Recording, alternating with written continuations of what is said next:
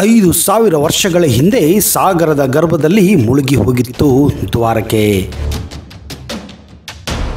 132 kilometre ಅಗಲ, ಸುಮಾರು 36,864 ಚದುರ kilometre ವಿಸ್ತೀರ್ಣದಲ್ಲಿ ನಿರ್ಮಾಣವಾಗಿತ್ತು ಈ ಅದ್ಭುತ ದ್ವಾರಕೆ. ದ್ವಾರಕೆಯನ್ನ the golden city of India ಎಂದು ಕೂಡ ಕರೆಯಲಾಗುತ್ತದೆ. ದ್ವಾರಕೆಯಲ್ಲಿ ಸುಮಾರು 90 ಲಕ್ಷ ರಾಜಭವನಗಳು ಇದ್ದವು. ಇಂಥ ಭವ್ಯ ನಗರಿ ಏನಾಯಿತು? ಈ ದಿವ್ಯ ನಗರದಲ್ಲಿ ಏನೆಲ್ಲ ಸೌಕರ್ಯ ಇತ್ತು? ಈ ಎಲ್ಲ ಸಮಗ್ರ ಮಾಹಿತಿಯನ್ನು ಈ ವಿಡಿಯೋದಲ್ಲಿ ನಿಮಗೆ ಕೊಡಕ್ಕೆ ಹೋಗ್ತಾ ಇದ್ದೀನಿ. ಒಂದು ವೇಳೆ ನೀವು ಈ ಚಾನಲನ್ನು ಇನ್ನೂ ಸಬ್ಸ್ಕ್ರೈಬ್ ಮಾಡದೇ ಇದ್ದರೆ ದಯವಿಟ್ಟು ಈಗಲೇ ಸಬ್ಸ್ಕ್ರೈಬ್ ಮಾಡಿ, ಜೊತೆಗೆ ಬೆಲ್ ಐಕನ್ ಕೂಡ ಪ್ರೆಸ್ ಮಾಡಿ.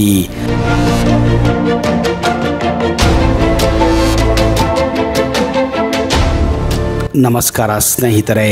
ದ್ವಾರಕಾ ಭಾರತದಲ್ಲಿ ಕಂಡ ಅತ್ಯಂತ ಪುರಾತನ ಸಪ್ತನಗರಿಗಳಾದಂತಹ ಅಯೋಧ್ಯ, ಮಥುರಾ, ಹರಿದ್ವಾರ್, ಬನಾರಸ್, ಉಜ್ಜಯಿನಿ ನಗರಗಳ ಜೊತೆ ಇದು ಒಂದು. ಪುರಾಣ ಪ್ರಸಿದ್ಧ ಈ ನಗರಿಯು ಹಿಂದೆ ಕೃಷ್ಣನ ನಗರಿಯಾಗಿತ್ತು. ಈ ನಗರಿಯು ಗೋಮತಿ ನದಿ ಮತ್ತು ಸಿಂಧೂ ಸಮುದ್ರ ಸಂಗಮದಲ್ಲಿ ಇತ್ತೆಂದು ಹೇಳಲಾಗುತ್ತದೆ.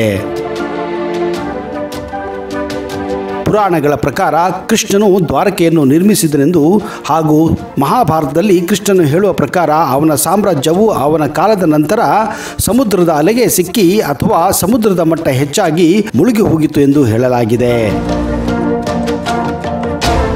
ಇಲ್ಲಿ ಹಲವಾರು ದೊಡ್ಡ ದೊಡ್ಡ ಅರಮನೆಗಳು, ಕಟ್ಟಡಗಳು, ಎತ್ತರವಾದ ಸ್ತಂಭಗಳು, ವಜ್ರದ ತೋರಣಗಳು, ಸಾಟಿ ಇಲ್ಲದ ವಾಸ್ತುಶಿಲ್ಪಗಳು ಕೂಡ ಗೋಚರಿಸುತ್ತಿದ್ದವು. ಎತ್ತರವಾದ ವೃಕ್ಷಗಳು, ಬೃಹತ್ ಬೀದಿಗಳು, ಹೀಗೆ ಒಂದು ಕಾಲದಲ್ಲಿ ಶ್ರೀಮಂತವಾಗಿ ಬಾಳಿದ ನಗರಿ ಈ ದಿವ್ಯ ದ್ವಾರಕವಾಗಿತ್ತು. ಇಂತಹ ಸುಂದರವಾದ ದ್ವಾರಕೆಯು ಈಗ ಸಮುದ್ರದ ಗರ್ಭದಲ್ಲಿ ಮುಳುಗಿ ಹೋಗಿರುವುದು ದುರಾದೃಷ್ಟಕರ. ಇದೇ ಕಾರಣ ದ್ವಾರಕೆಯನ್ನ the golden city of India ಎಂದು ಕೂಡ ಕರೆಯುತ್ತಾರೆ. ಈ ಆಧ್ಯಾತ್ಮಿಕ ಸ್ಥಳ ಇರುವುದು ಗುಜರಾತ್ ರಾಜ್ಯದ ದೇವಭೂಮಿ ದ್ವಾರಕೆ ಜಿಲ್ಲೆಯಲ್ಲಿ. ಇಲ್ಲಿರುವ ದ್ವಾರಕಾಧೀಶ ದೇವಾಲಯವು ಸುಮಾರು 2,500 ವರ್ಷಗಳ ಪುರಾತನವಾದದ್ದು.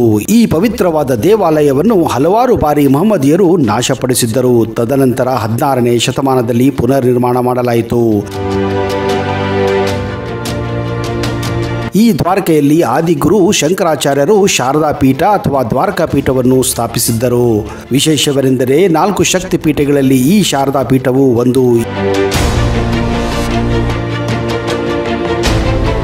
ಶ್ರೀಕೃಷ್ಣನು ಕ್ರಿಸ್ತಿಶಕ ಪೂರ್ವ 3222 ಜುಲೈ 28ರ ಅರ್ಧರಾತ್ರಿ ಶುಕ್ರವಾರದ ದಿನದಂದು ಮಥುರೆಯಲ್ಲಿ ಕಂಸನ ಬಂದಿಖಾನೆಯಲ್ಲಿ ಜನಿಸುತ್ತಾನೆ.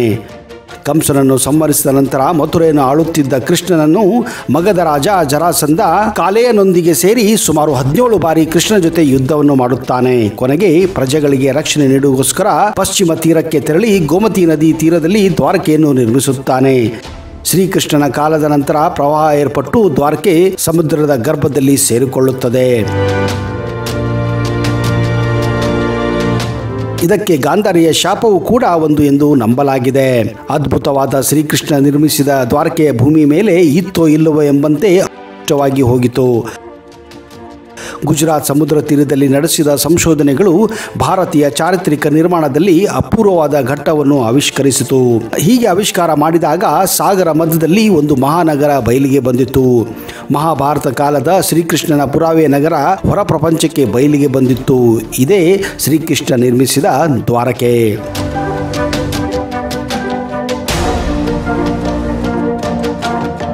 ಈ ಕೃಷ್ಣನ ದ್ವಾರಕೆಯಲ್ಲಿ ಕೇವಲ ಚಿಕ್ಕದಾದ ಕಟ್ಟಡಗಳು ಅಲ್ಲದೆ ಬೃಹತ್ತಾದ ರತ್ನ ಮಂಟಪಗಳು ಕೂಡ ಇದ್ದವು. ಕೆಲವು ಸಂಶೋಧನೆಗಳ ಪ್ರಕಾರ 5,000 ವರ್ಷಗಳ ಹಿಂದೆ, ಅಂದರೆ ಮಹಾಭಾರತದ ಕಾಲಾವಧಿಯಲ್ಲಿ ಶ್ರೀಕೃಷ್ಣ ನಿರ್ಮಿಸಿದನು ಎಂದು ರುಜುವಾಯಿತು.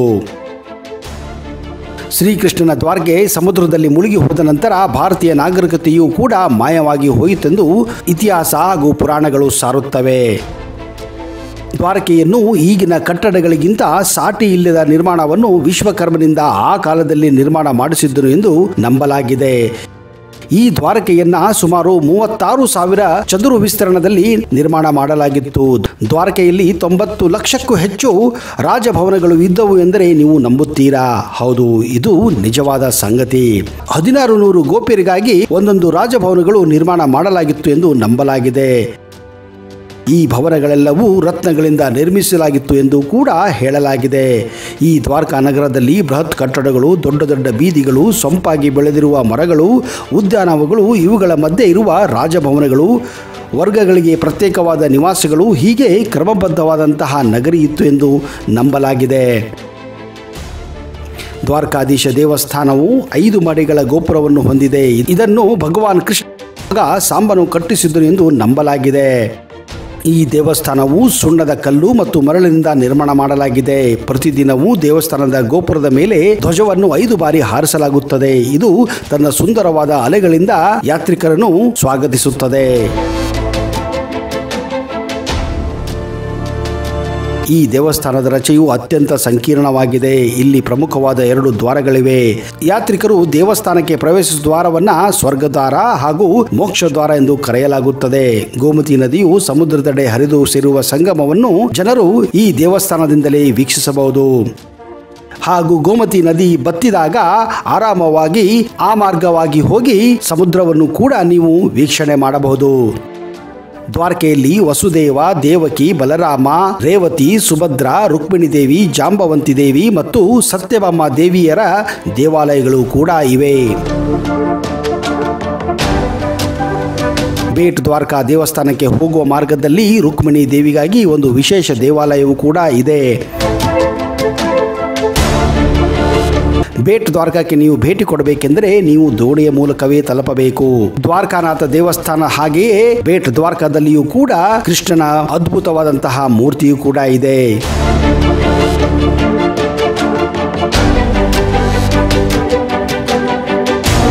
ಸ್ನೇಹಿತರೆ, ಒಂದು ವೇಳೆ ನೀವು ಜಾಮ್ನಗರ, ಅಹಮದಾಬಾದ್, ಸೋಮನಾಥ್ ಕಡೆ ಹೋದರೆ ದಯವಿಟ್ಟು ದ್ವಾರಕೆಗೆ ಭೇಟಿ ಕೊಡಿ. ಇಲ್ಲಿರುವ ಅದ್ಭುತ ಕಲಾಕೃತಿಗಳನ್ನು ಈಗಲೂ ಕೂಡ ನೀವು ನೋಡಿ ಆನಂದಿಸಬಹುದು. ಹಾಗೆಯೇ ಆ ಶ್ರೀಕೃಷ್ಣನ ಆಶೀರ್ವಾದವನ್ನು ಪಡೆದು ನೀವು ಕೂಡ ಪುನೀತರಾಗಬಹುದು. ಅಲ್ಲಿಯವರೆಗೆ ಜೈ ಹಿಂದ್, ಜೈ ಕರ್ನಾಟಕ ಅಂಡ್ ಟೇಕ್ ಕೇರ್. ಸ್ನೇಹಿತರೆ, ನಿಮ್ಮೆಲ್ಲ ಸಮಸ್ಯೆಗಳಿಗೆ ಹಿಂದೆ ಸಂಪರ್ಕಿಸಿ ಶ್ರೀ ಜಗನ್ನಾಥ ಗುರೂಜಿ 8431985227.